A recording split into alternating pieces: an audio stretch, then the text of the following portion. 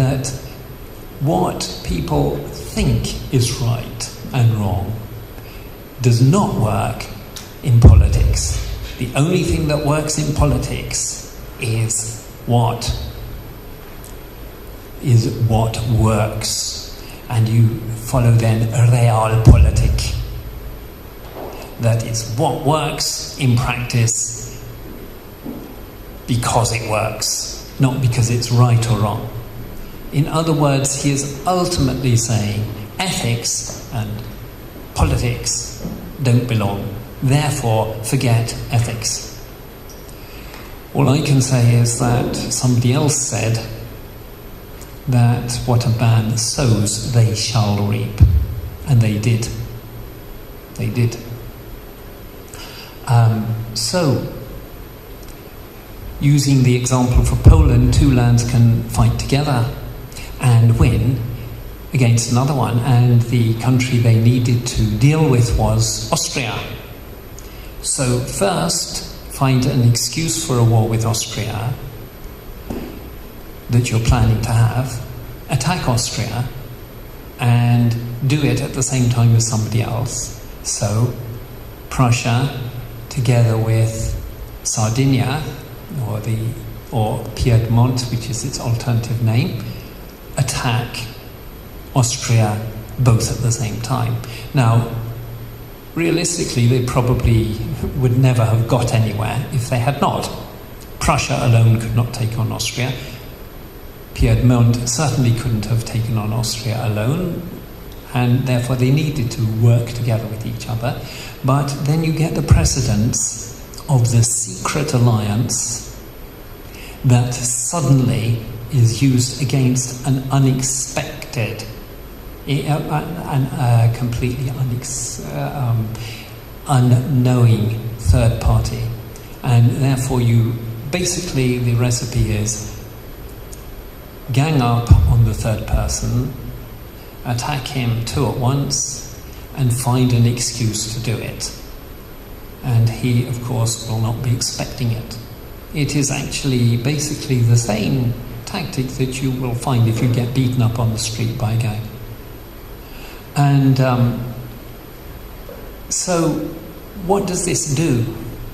Well, it makes, naturally, every other country aware that Prussia, that then grows to become the North German Union, and then grows to become Germany, is a country that you can expect to suddenly attack you for no good reason, because they actually have secret plans of attacking you.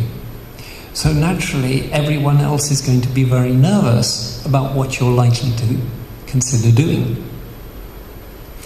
And then we come to the situation, okay, if Germany can do it, so can other people. And once you start thinking like that, then everybody becomes insecure about everybody else. And although people say history repeats itself because nobody was listening the first time round, that's the joke, the truth is, actually, it's more like this, that history doesn't always repeat itself if you learn to listen to it. And that is exactly what they tried to do after the First World War, and they tried somewhat more successfully after the Second. And that is why, basically, the Third World War hasn't happened yet, or at least if it has, it's happened in very small wars rather than one big one. So that's where it's at. The whole thing is then that when you've got to point E, you get the formation of alliances to prevent each different country being attacked by another one. And it ends up, finally, with the First World War breaking out in an international gang warfare. And because these countries have colonies over the whole world, the consequences are felt all over the world. So what kind of war are we going to see when it finally comes? That's the interesting thing. I'm going to play for you a poem in English. Try and make it bigger. This is written by a person who could have been my grandfather. He wasn't, or I would not be here. He enlisted in the British Army, was in the First World War all the way through, was wounded, sent back home, and felt so much loyalty towards his comrades that he re-enlisted. And this is very interesting because if you ever read the book about the German side of things, the book All Quiet on the Western Front, that is exactly what the main hero does there. He re-enlists and then dies shortly before the end of the war. This happened to this man. My grandfather, he also enlisted in the First World War. But because he had emigrated to Canada the year before, he decided to enlist in the Canadian Army. And if he had enlisted in the British Army, well, nearly everybody who went into the First World War in August 1914 was dead by Christmas. Practically the whole of the British Army was wiped out by Christmas. But my grandfather was actually at the front practically every day while he was on active duty because he was in a transport unit and his job was to take soldiers to the front. Whereas soldiers who were at the front would be fighting for perhaps 4 weeks and then they would be relieved and taken back from the lines for a week or two or 3 before they were back again. So they weren't actually at the front all the way through, unlike my grandfather who was there. And he also got wounded and he re-enlisted, like this man. And this man wrote then a poem about what the First World War was like in practice.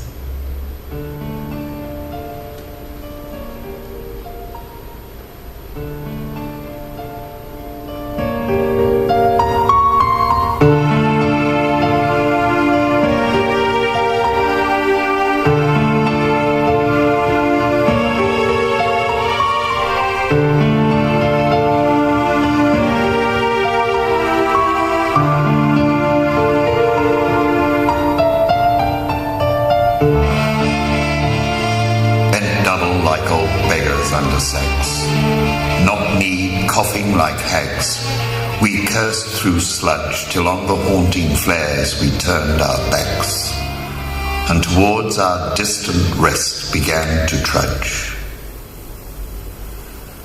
Men marched asleep. Many had lost their boots but limped on, bloodshot. All went lame, all blind, drunk with fatigue, deaf even to the hoots of tired, outstripped 5-9s that dropped behind. Gas, gas, quick boys! An ecstasy of fumbling, fitting the clumsy helmets just in time. But someone still was yelling out and stumbling, and floundering like a man in fire or lime, dim through the misty panes and thick green light, as under a green sea I saw him drowning. In all my dreams before my helpless sight, he plunges at me, guttering, choking, drowning. If in some smothering dreams you too could pace behind the wagon that we flung him in, and watch the white eyes writhing in his face, his hanging face, like a devil sick of sin. If you could hear at every jolt the blood come gargling from the froth-corrupted lungs, obscene as cancer, bitter as the cut of vile, incurable sores on innocent tongues. My friend, you would not tell with such high zest to children ardent for some desperate glory the old lie. Dulci et decorum est, pro patria mori.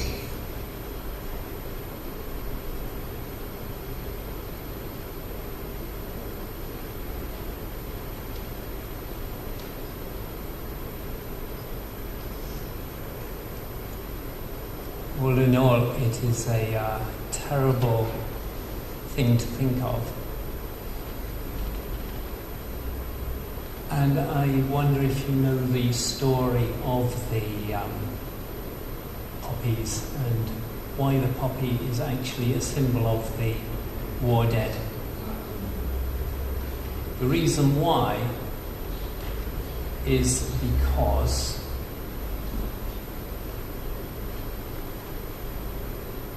we'll have to just switch programs. The reason why is because